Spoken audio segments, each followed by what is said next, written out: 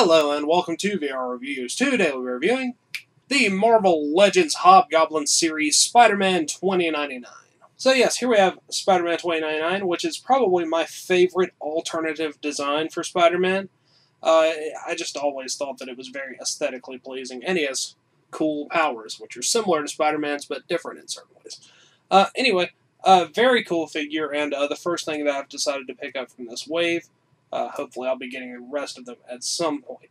Anyway, let's go ahead and zoom into the articulation, sculpt, paint details, all those sorts of things.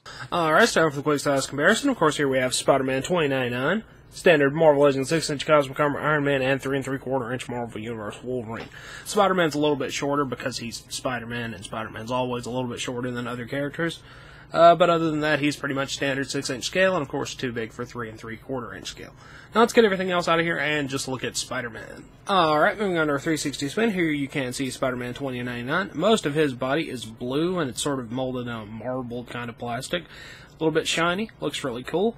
And then he has his sprawling spider design, which is red and radiates from the center and goes all the way down his arms into sort of little arrow shapes on his hands. And he also has spikes coming out of his forearms. He has clawed hands. I think they might be the same ones that Black Panther uses, but I'm not positive on that.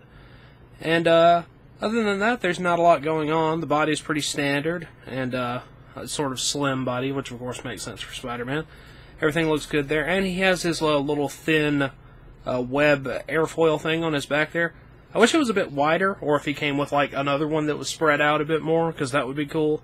But he's just got this sort of little thin one that pegs into the hole in his back. All in all, I think he looks really cool and is a good representation of 2099. Now let's go ahead and zoom in on his head sculpt. Head sculpt-wise, Spider-Man 2099 has the smooth blue head, and then has the actual sculpted little red outline bits around his eyes that kind of go down into the fang kind of design, which would make sense since Spider-Man 2099 actually has fangs. Unlike the rest of his body detail, this is actually raised up a little bit, so that's cool. So the head sculpt's perfectly fine. No real complaints there. Now let's go ahead and zoom out and look at some articulation. Articulation-wise, Spider-Man 2099 has fairly standard Marvel Legends articulation, maybe a bit higher count than some other figures. Ball joint head, up and down, side to side, all that stuff. Ball joint shoulders, in and out, forward and back, also has the butterfly joint there. Bicep cut, double joint elbows, wrist hinge and rotation. Get your abdominal joint there. This thing on his back can also rotate. Waist cut. Hips go in and out, forward and back. They don't go out nearly as much as they need to. That's really the only complaint I even have. Thigh cut. Double joint knees. Hinge. And pivot in the ankles. So other than the limited hip articulation, which has been getting to be an issue from some Hasbro figures recently. I don't know why they're doing that, but it's really annoying. So other than that, he's really cool. You can get him into plenty of different poses. Now, unfortunately, he comes with no accessories other than the cape thing, which you've already seen. So we'll go ahead and look at his pieces of Hobgoblin. Spider-Man 2099 comes with the right arm and big flame sword of Hobgoblin. I'm not as familiar with this version of Hobgoblin, but apparently he's got a big flame sword, so that's cool. The detail on it's really nice and has a sort of translucent plastic that fades from yellow up to red at the tip. Looks really nice. His arm is pretty standard, rotation and hinge in the wrist, double joint elbows, and then he has a bicep cut and a ball joint for the shoulder. Certainly an important piece if you want to complete Hobgoblin, which hopefully I'll do later.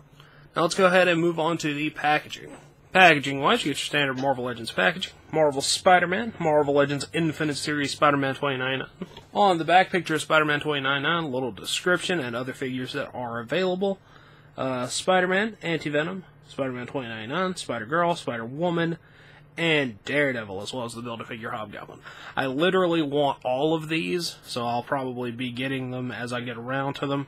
This was probably the one that I wanted the most, so it just happens to be the one that I picked up first. As always, these are good for in or out of package display, so yeah, Spider-Man 2099. Alright, that wraps it up for Spider-Man 2099, so until next time, goodbye! Hello, you've just watched one of my videos. Feel free to like, comment, and subscribe if you enjoyed my videos. If you didn't, run away and never return. Also, feel free to check out my other channels, Venom Raptor for all my variety gaming content, and VR Reviews for reviews of various action figures and collectibles. Thank you, and goodbye.